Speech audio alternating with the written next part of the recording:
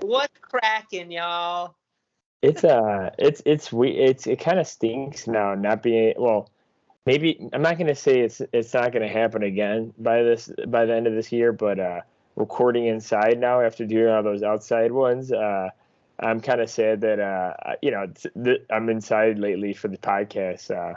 Look at those beautiful rolling hills. What are you saying being inside? Yeah, you know what? I'm rolling around in the meadows, doing a little camping trip. For some reason, I'm getting great internet service, so I just catch a workout running up these meadows. So. What's so crazy is it's still like so early, but it is so dark outside here right now. Yeah, same here. I mean, you guys are an hour and ahead, but yeah, I mean, I turned on the light in the house because I was like, I think if I left it off, it would have been kind of dark. So, and also the lighting's kind of weird. It's like angling, but it's like, I don't know, it's like not really getting any light to the picture itself. So, yeah, whatever. That's like the bad thing. So make sure you're up in your vitamin D intake. I know. I've been really bad because it gets kind of light. So I'm I'm in Eastern Standard Time, Massachusetts. So sunrise is like 6:30ish, 6:20 something. No, 6:30, just after 6:30 now, I think. So what I like to do is I like to get in a sunrise walk, but it's been so hard because I want to bring the dogs, but I have a neighbor who it's funny, my brother and I, we've timed his walks like with our walks like almost to like the minute. So he'll come like down the path around like 7:10 in the morning usually, and one of our dogs is like an absolute jerk. So we just like, it's really hard to bring them at this time. We would prefer to bring them probably around 6. We have like that nice buffer because it's like a 20 to 25-ish minute walk depending on how like slow or fast we go. And then when we have a lot of time, like in the summer when the sunrise is before 6, we'll usually walk like both bogs, and it ends up being like a 2-mile walk, which is awesome. And we'll get to see like osprey early in the morning. We'll see osprey catching fish. We'll see blue heron, a bunch of different like smaller like aviary species like finches, like yellow finches and sparrow. Every once in a while you'll see like a murder of crows. Yes, folks, that's a murder of crows. So I'm like still very much in summer mode, but it is very much not summer. Yeah. I mean, for us, it's hard. I mean, since we live by, I guess a decent more people in the suburbs over here.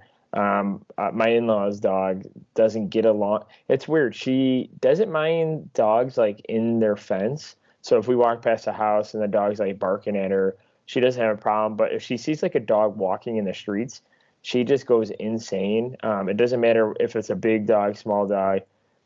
So it is kind of rough. But yeah, it's just like it's like weird. So it just depends on the timing and like which way we walk, because we do walk like a different couple of like paths around the blocks over here. And but yeah, it's like weird. It's like when it was warmer but like getting the sunrise like a little bit later, we would like not see as many people. And then now it's colder but the sunrise is earlier, we're seeing more people, which is like kind of weird because it's like, well, it's a lot colder like first part of the day, and like we're seeing more people. So but yeah, we typically, I think we're on the same boat. We typically will walk around like 6:30 in the morning every day in the morning, and I think like a mile between 1 and 2 miles. Pretty much trying to do that because like Sam has been working out like 1 or 2 times a week, so she's been going back to the gym with me and working out. So yeah, it's been nice. But yeah, I mean, it also too. Coat shopping, we had to buy coats for the winter, and I'm kind of disappointed in REI. Hopefully the fans listening, I know Roman's a big fan. We went to an REI. They had 2 two selections of winter coats that were decent. And I'm trying to get like a really nice winter jacket, and they had two worth buying, just two. And Dang. and all the other coats, they look like they were like for like the fall. It was like, and I'm like, and I went in there and I'm like, I don't know who runs this place. I know it's a co-op and they're for the people and whatnot. But to be honest, we didn't end up buying anything. We didn't get a membership, and I walked out of there kind of upset because it's like they had all this biking stuff, they had all this hiking stuff. It's like a cool store Yeah. for the outdoors, but obviously they're not on track with where they're at because it's like snowing already here, and they don't have any winter jackets. It's just like and then the two winter jackets we looked at, they're like, oh yeah, we're doing a sale. And it's like the two we picked, the two that are the only ones that were worth looking at for the winters in the Midwest or the Northeast coast where Roman's at. They were like, they're not on sale at all. So it's like they're like, oh yeah, we'll give you the 20% off when you become a member and whatnot. But that works on one single item. I need two coats. So we would have been stuck paying like full price on the one. So I'm gonna just go to an outlet mall and check out Columbia or North Face and just ball out there because the fact that yeah, I'm not gonna it's just like weird. It's like, and like also too, I don't know what the whole idea is, and I'm going on a tangent right now. But I don't think we need to save the environment so much because like now they're doing like recycled stuff in coats, and just give me the down feathers, boys. Come on. I want to get down and dirty. I'm trying to be as warm as a freaking chicken nugget coming out of a fryer in McDonald's. All right. I don't like, it's like weird. It's like before it's like you bought a coat. It's like, okay, it's 400 down. It's 600 down. It's 800 down. And then now like all these like fancy new coats are like recycled synthetic material. It's like, bro, how am I supposed to know if it's going to last in negative 10, 20-degree weather? Yeah. Am I the only one that deals with this? Like, I'm trying to stay warm this year. Obviously, moved back from not being here for 2 years. I'm just trying to be as warm as possible. It was like 74 this Saturday, which is like, it was probably like a high or close to a high this time of year. And I love how Yeah. you're like, forget all this environmental stuff. Like the world's on fire, but Well, speaking of, it's actually not. I mean, if you looked at Bjorn and Graham's podcast at JRE, we're supposed to be worrying about the cold weather. We're not supposed to be worrying about the heat. no, are they on that now? Yeah. So they're saying people are dying of like being too cold and not being able to afford heat and whatnot.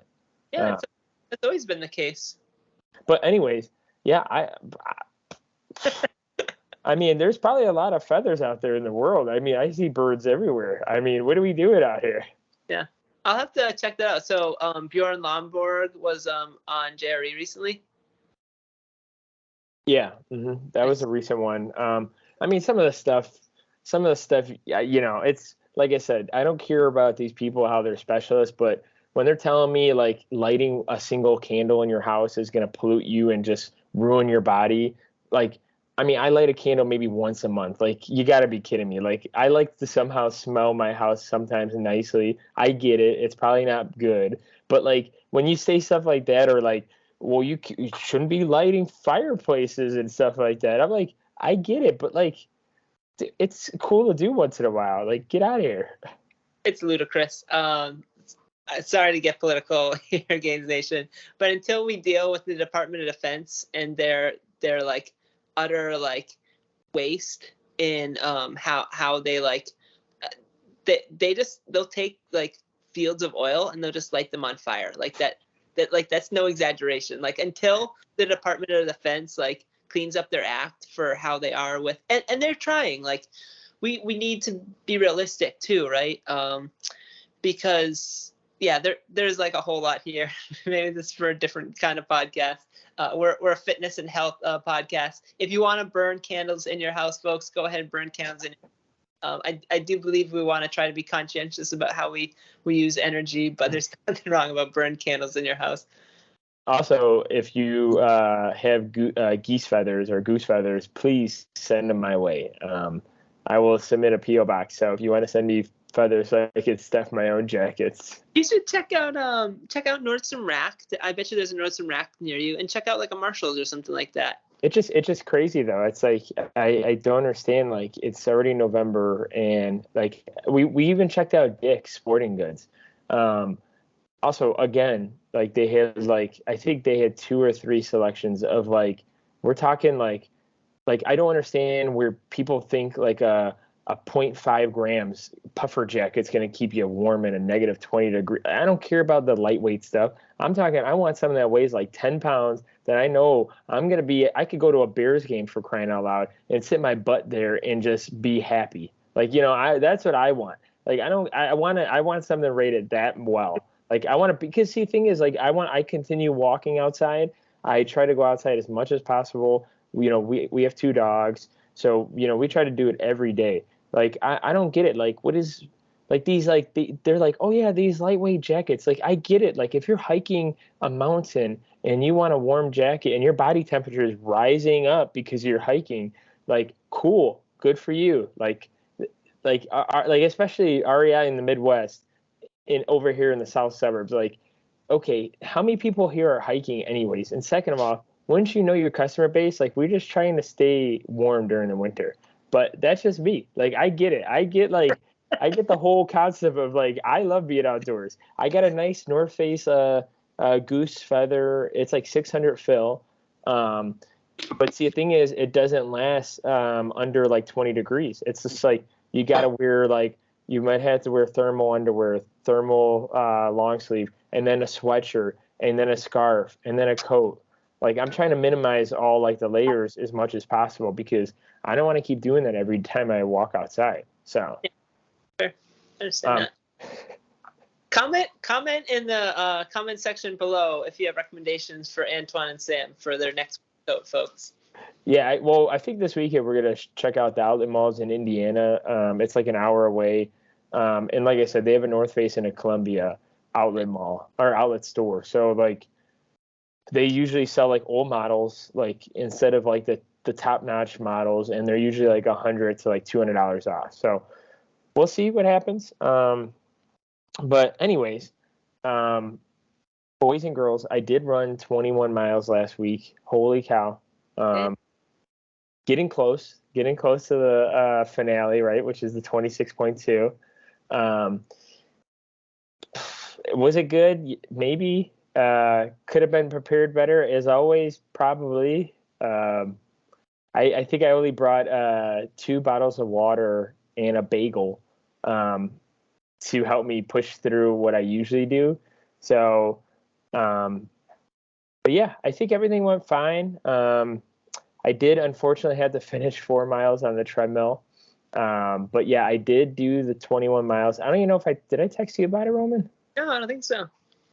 Yeah, I just wanted to do it. I didn't like send anything out yet or whatnot, but yeah, I did 17 outside and then 4 in the treadmill. Unfortunately, I had to get some stuff done, so it was, like I was telling you guys before, if you want to prepare for a marathon, hopefully you guys have like 4 hours or 5 hours in your spare pocket when you're just trying to prepare, because once you get to the high miles, it's definitely timely. You got to prep more, you got to stretch more, you got to get through it and whatnot. But overall, it went well. I think it went fine. The outdoor stuff was a lot more interesting. When I was on the treadmill, I obviously cut the pace. I think I got to like 12 or 13 minutes. It ruins motivation for me. I don't know if everyone's like that or not, but yeah, I think I'm going to do one last big one, which is the 22 miles. And then honestly, probably save the 4 more miles for January. And that's about it. Sweet. That sounds awesome, buddy. But yeah, Roman, how the heck you been doing? How's everything going with your lifting? And it kind of goes into like probably the topic of today with what we're going to be talking about, because you definitely are going through this right now. Yeah, for sure. So I'd say I'm like maintaining, maybe slightly backsliding a little bit. It's just been so freaking crazy busy with just like house projects, hanging out with the partner, like doing social stuff. I did do a Spartan race over the weekend. I think I came in like 996th place or something like that. I don't The winning time was, I think, 36 minutes or 35 or 34 minutes, and I did it in 56 minutes. But Joe and I, we stuck together, and then there's certain events where like you're just standing around waiting to do the event. So we could have done burpees, but like one of the events where we probably stood around for, I would say a good like maybe 5 minutes, was like a spear throwing event, which was pretty sick. I was one of the few people around me that actually like got the spear into the like the foam pad, which was pretty cool. What was the distance? Like, was it like 10 feet? It was super close, maybe 15 feet, maybe. It was super close, and it was a big pad. Like, it was bigger than my body. Not to say that I have a big body, but it was a big pad. People were just like throwing it super awkward, and I threw javelin in high school. So I was talking to my buddy Joe, and I'm like, we're just gonna like javelin toss this, right? He's like, yeah. And Joe was so funny. He like almost threw it over the fence. But they put it on like a rope, and that's like how a lot of people got messed up. So you had to kind of like throw the rope over the fence so that there was some slack to it, and then you just like pull it back and you just freaking hum that thing. So it was really cool. It was a lot of fun. We got to run like all the way through Fenway, around Fenway, and it ended running around like the outside like concourse, the outside like warning track of Fenway, which was super sick. That's pretty awesome. Have you been like that close and like personal with Fenway before or no? I've never been on the field before. I've sat in like multiple different locations, been to like, I don't know, 5-6 games like in my life, but I never got to go on the field, so that was super sick. Holy cow, that's awesome. Did any like players or like alumni to the Red Sox go there at all, or? No, not that I saw. Maybe so we started, we had like the 1 to 4 window, and we started around like 2ish, and we finished like just before 3, or maybe just after 3, because like whatever 56 minutes was from our start time to the end time. So not that I saw, but it's possible somebody came like either sooner or later. But with kind of having like a crazy busy schedule, like allowing myself to be more like flexible with like doing social activities and whatnot, we want to chat with you all today about auto regulation, like on a busy schedule.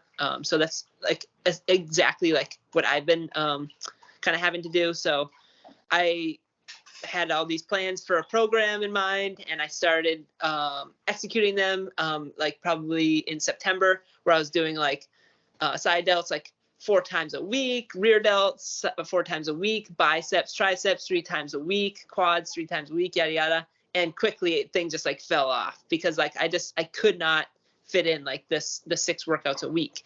And then it got to a point where I was like, I have max 20 to 30 minutes a day where I can dedicate this to, or I'm like willing to dedicate that time to like workouts. So today, the goal is to do a full body workout where I'm going to do like either 1 to 2 sets per muscle group.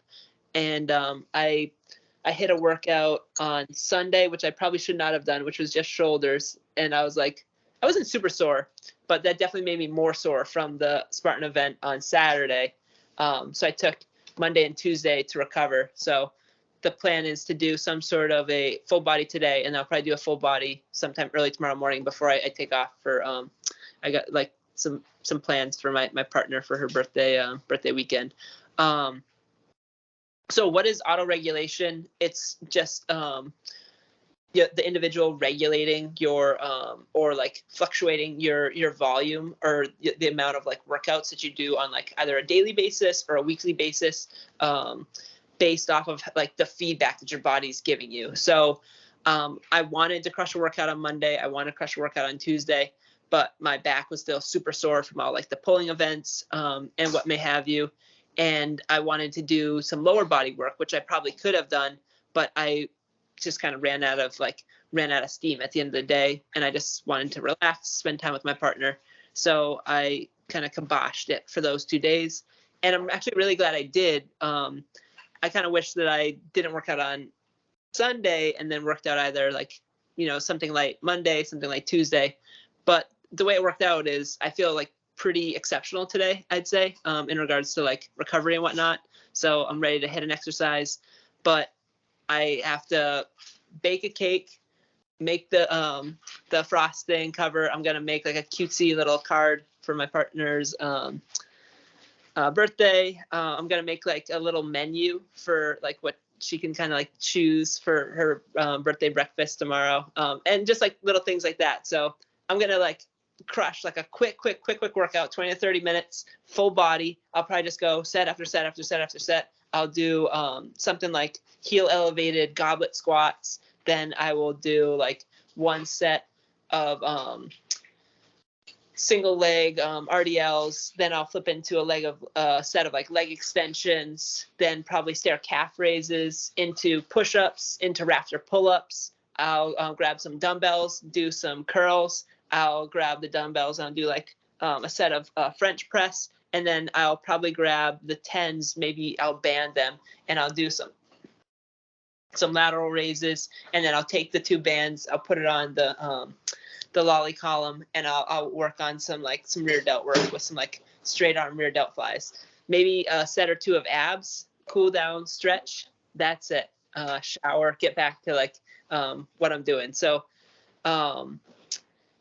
we want to talk to you about this approach because for me, it allowed me to like still like compete and do the Spartan race and like do so like pretty successfully. I was really satisfied with how everything turned out. Like, would I've preferred a better time?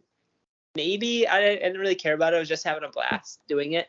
But there were some events that I did at the Spartan, which I didn't do quite as well at the Tough Mudder. And I definitely trained much harder, much longer. And I believe I was more prepared at the Tough Mudder than I was at the Spartan. But there was a rope climb to get to a bell. You had to hit the bell.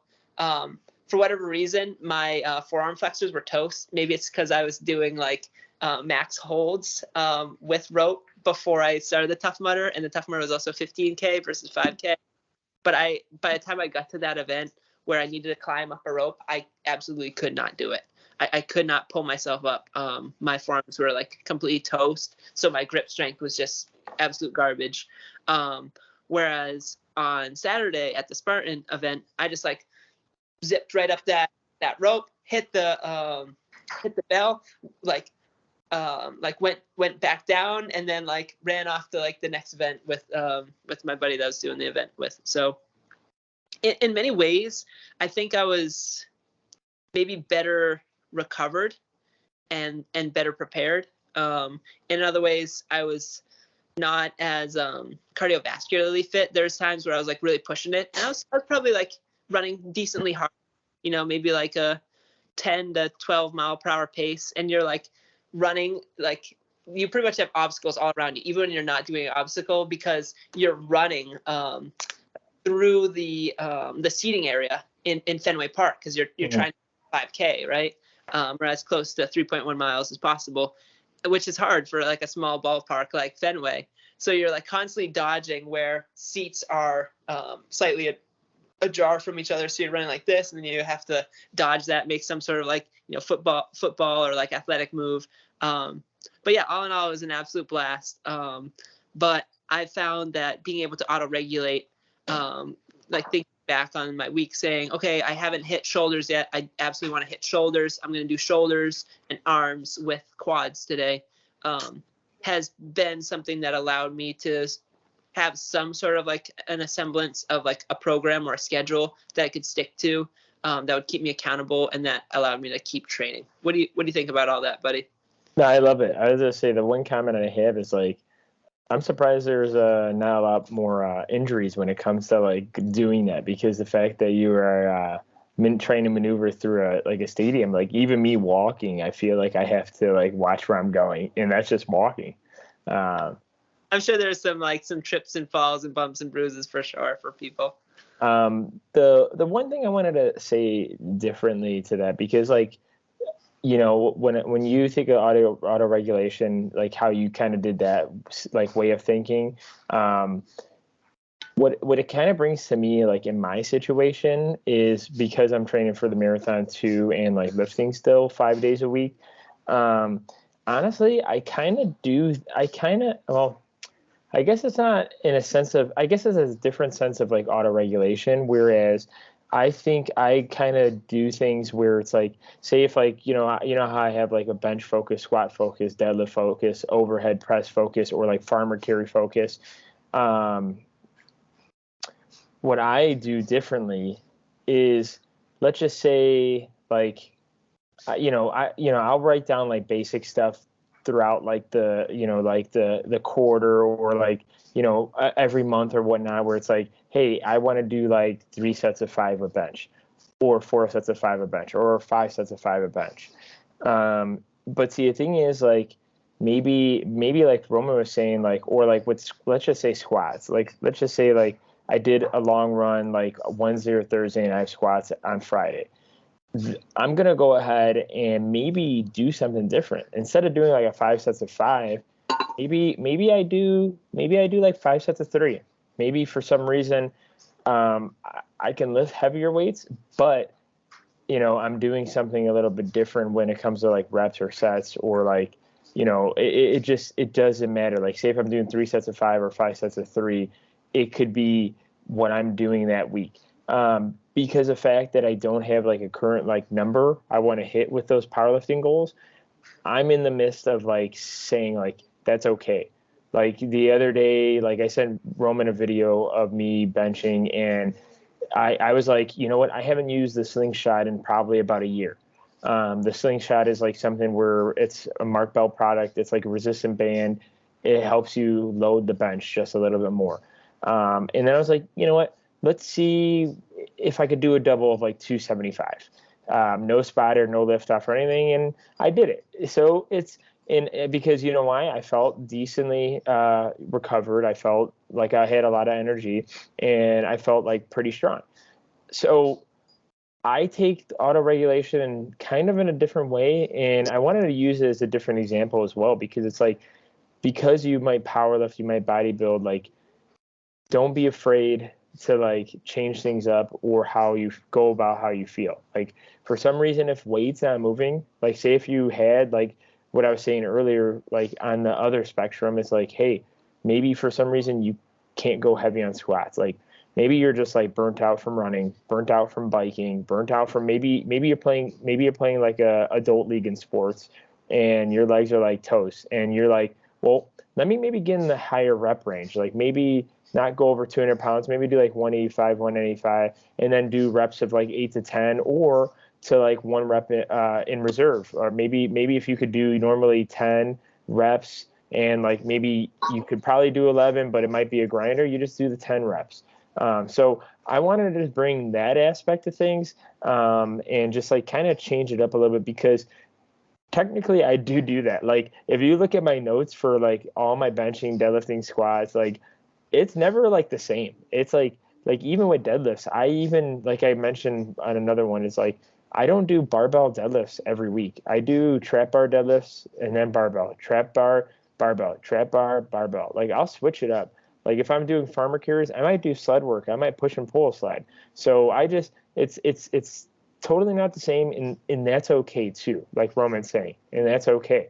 Like you don't have to, like say if like you don't have, like I don't have time tomorrow to lift or go on a bike ride, so I lifted and went on a bike ride today. So it just depends, because like I felt like I didn't want to run this week, because I had the long one, and the week before I did biking, and I honestly loved how I felt about it after doing the 21 miles. That like I was like, you know what, let's just do a maintenance bike ride about 20 miles, and then obviously I'm going to be busy tomorrow, and I won't be able to go anywhere, and I don't want to wake up too early, because I think recovery is important. So I want my 8 hours of sleep. So I'm not going to wake up at 5 a.m. to go work out. So I did it all today.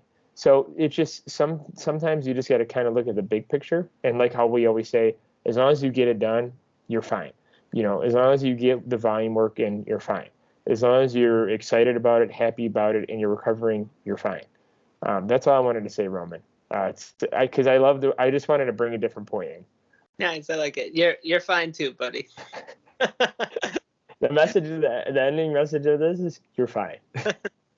No, I love that you take a different approach to it, but like it's absolutely within like the autoregulation wheelhouse. And like I think we both provided great examples of how Gainz Nation can implement this tool to add to their toolkit. So yeah, every week we try to bring you something new, or give you more insight into what it is that we do. Some of the things that have like provided us longevity or still keep us excited about fitness and health, and bringing you cutting edge, to the minute new news. No, just kidding.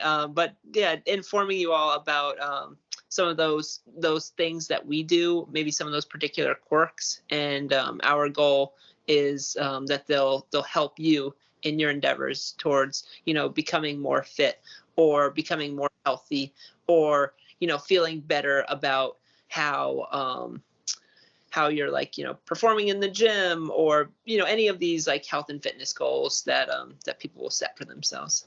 Thank you, Roman. And thank you guys for watching. Please like us on YouTube, follow, subscribe on YouTube, and then on Instagram. And then we'll see you guys on the next one. Peace.